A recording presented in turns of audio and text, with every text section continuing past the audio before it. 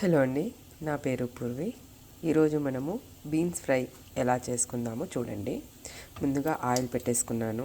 దాంట్లో ఆవాలు జీలకర్ర వేసేసాను.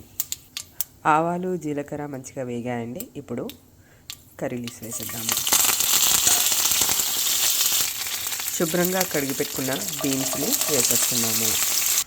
బీన్స్ వేసిన తర్వాత జింజర్ గార్లిక్ పేస్ట్, పసుపు, ఉప్పు, ధనియాల పౌడరు, ఇది గ్రీన్ చిల్లీ పేస్ట్ అండి.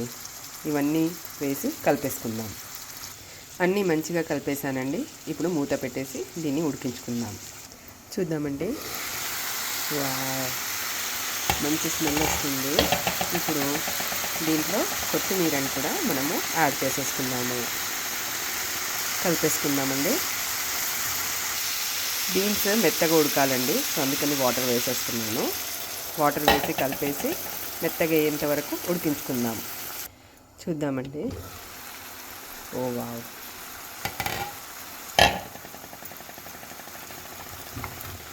దగ్గరకు వచ్చేసిందండి.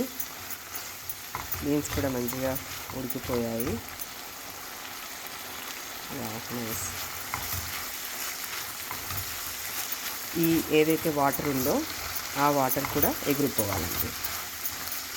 సో నేను కొంచెము హై ఫ్లేమ్ చేసి మూత పెట్టకుండా ఒక 3 minutes అలా దీన్ని పెట్టేస్తాను. మంచిగా నీళ్ళు మొత్తం ఎగిరిపోయాయండి. ఆయిల్ మంచిగా వచ్చేస్తుంది. ఇప్పుడు దీంట్లో